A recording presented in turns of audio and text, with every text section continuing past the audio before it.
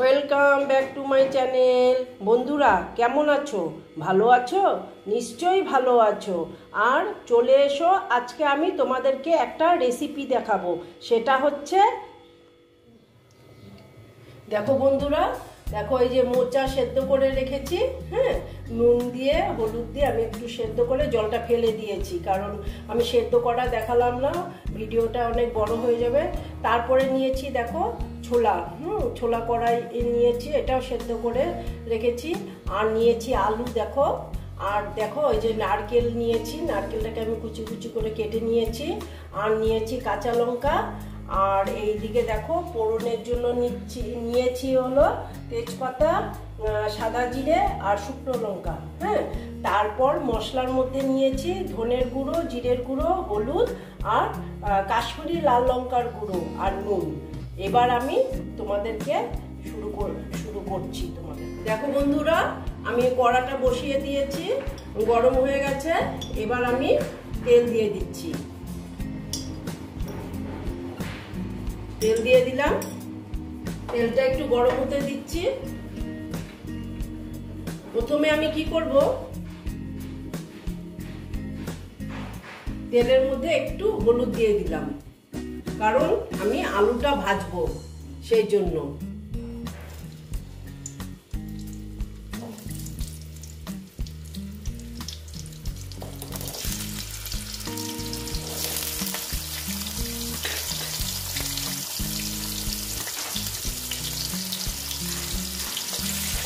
তো বন্ধুরা, আলুটা আমি এখন ভেজে নিচ্ছি।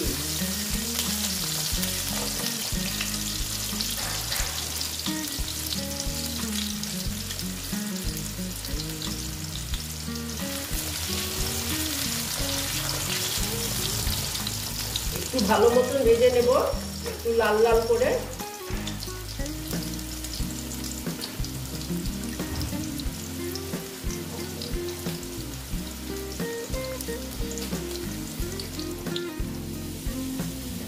দেখো বন্ধুরা, ভাজাটা প্রায় হয়ে গেছে, দেখো লাল লাল হয়েছে। এইবার আমি ভাজাটাকে তুলে নেব।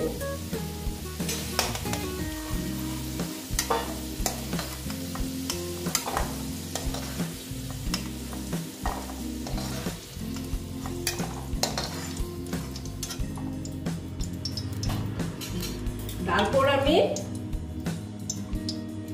ফোড়ন দিয়ে দিচ্ছি। দেখো ফোড়নে দিচ্ছি শুকনো লঙ্কা, তারপরে দিচ্ছি তেজপাতা, তারপরে দিচ্ছি সাদা জিরে,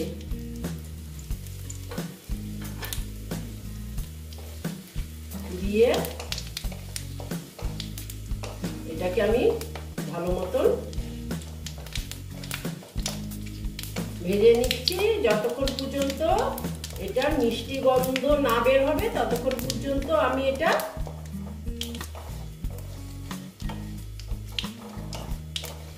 করতে থাকবো। দেখো বন্ধুরা, এবার আমি এখানে নারকেলটা দিয়ে দিলাম।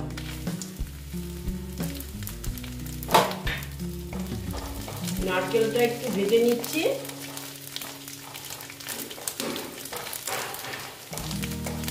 আমাদের পাশে না ঘর বানানো হচ্ছে, সেই জন্য ভীষণ সাউন্ড হয়, তোমাদের একটু কষ্ট হবে শুনতে, তোমরা একটু কষ্ট করে শুনে নিবে, ঠিক আছে? তারপরে আমি দিচ্ছি অল্প টমেটো, তারপরে দিচ্ছি আদা বাটা,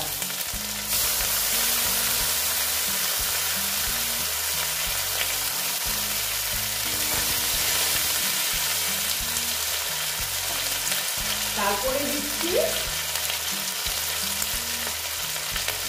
একটু হলুদের গুঁড়ো। আমি এটা কম করে দিলাম, কারণ আগে আমি দিয়েছি তো, হলুদ দিয়ে আমি সেদ্ধ করেছি সেই জন্য। এবার দিলাম আমি ধনের গুঁড়ো, তারপরে দিচ্ছি জিরের গুঁড়ো, তারপরে দিচ্ছি কাশ্মীরি লাল লঙ্কার গুঁড়ো, তারপর দিচ্ছি নুন, দিয়ে অল্প আবার ভেজে নিচ্ছি। অল্প জল অ্যাড করে দিই।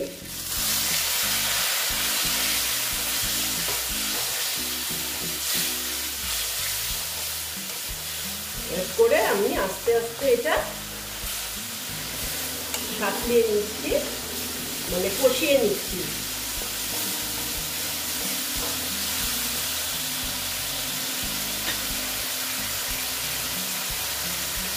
তারপর আমি এখানে দিয়ে দিচ্ছি সেদ্ধ করা কড়াই।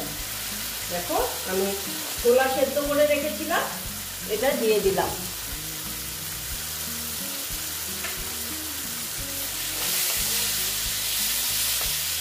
দিয়ে আবার কষিয়ে নিচ্ছি।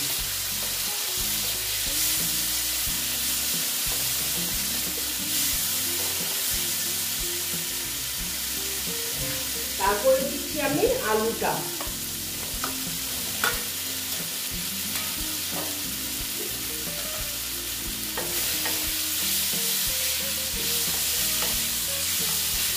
দেখো বন্ধুরা কষিয়ে নিচ্ছে।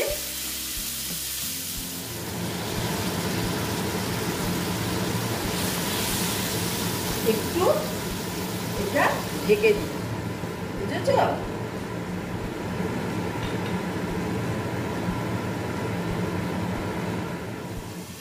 দেখো বন্ধুরা অল্প আমি দেখে নিচ্ছি।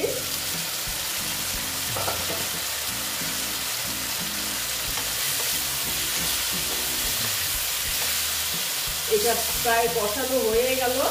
এবার আমি এখানে এই যে মোচাগুলো, দেখো মোচাগুলো আমি এখানে দিয়ে দিচ্ছি।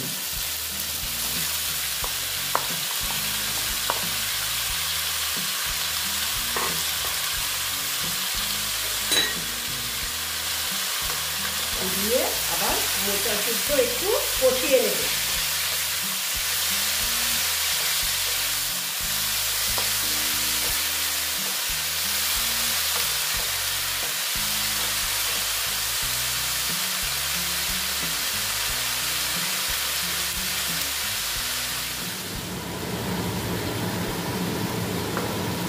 দেখো বন্ধুরা একটু আবার একটু নেড়ে দিই। মোটামুটি এটা আমার কষানো হয়ে গেছে। এখন আমি এখানে একটু জল অ্যাড করব। আমি তো মোচাটা সেদ্ধ করেই রেখেছিলাম, জাস্ট একটু আর কি জল দেব, বুঝেছ? একটু জল দিয়ে দিলাম।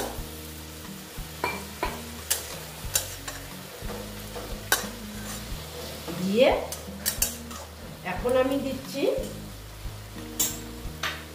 এই দেখো কাঁচা লঙ্কা দিয়ে এটা আমি 5 মিনিটের জন্য ঢেকে রাখলাম।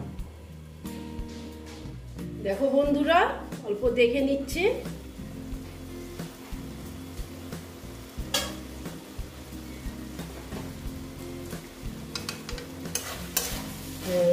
দেখো কি সুন্দর হয়েছে, একদম মিশে গেছে। এবার আমি দেব অল্প চিনি। চিনি তো দিতেই হবে, এবার যে যেরকম মিষ্টি খাবে সেই রকম হিসাবে দেবে। চিনিটা দিয়ে অল্প নেড়ে নিচ্ছি।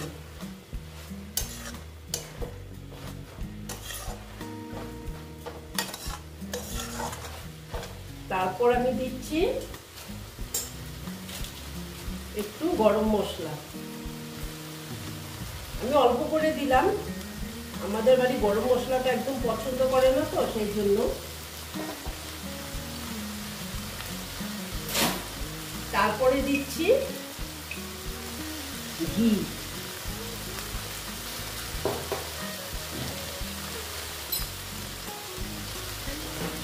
দিয়ে অল্প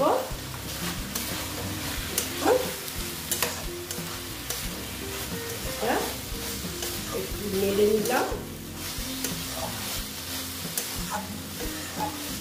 মিক্স করে নিলাম। চিনিটাও গলে যাবে। এই তো আমার